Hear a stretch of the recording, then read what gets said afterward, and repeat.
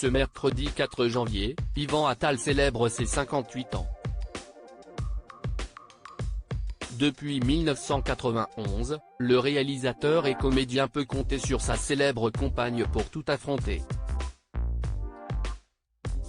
Avec Charlotte Gainsbourg, ils ont fondé une famille et leur amour semble réussir à surmonter toutes les épreuves, notamment celle du temps.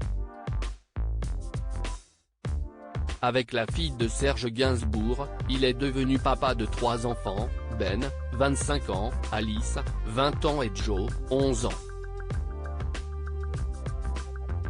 Connu pour son talent de comédien, il l'est également lorsqu'il passe derrière la caméra.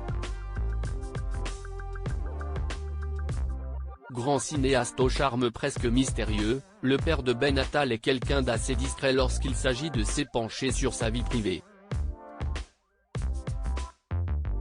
Celui qui est à l'affiche de Maestro de Bruno Chiche depuis le 7 décembre dernier, avait néanmoins accepté de se confier à Thierry Ardisson dans Salut les Terriens, en 2014. L'occasion pour lui d'évoquer notamment un détail physique marquant, sa paupière tombante.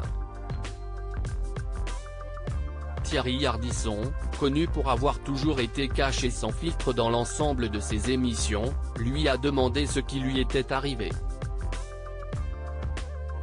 Alors, j'ai eu une tumeur dans la gorge et on m'a opéré. On m'a abîmé un petit nerf, le nerf sympathique, qui tient la paupière et ma paupière est tombée, a répondu Yvan Attal. Mais ce détail il l'a accepté. En revanche, il avouait lors de ce même entretien détester une partie de son corps, ses mollets. 30 ans d'amour, et une demande en mariage ratée avec Charlotte Gainsbourg, ils ne sont jamais mariés. Pourtant en 30 ans de vie commune, il y a quelques demandes en mariage ratées. Notamment, en 2013, alors qu'il recevait son insigne de chevalier de l'Ordre national du mérite.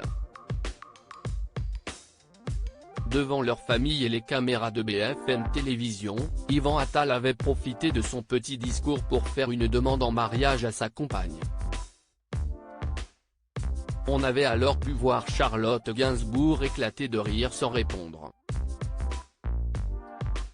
Plus tard, alors que les photographes étaient venus faire quelques clichés de lui avec son insigne, le cinéaste avait blagué avec son épouse, « Viens faire une photo avec moi.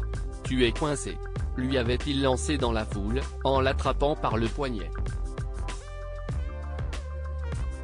Mais derrière cela, le couple ne s'est finalement jamais passé la bague au doigt.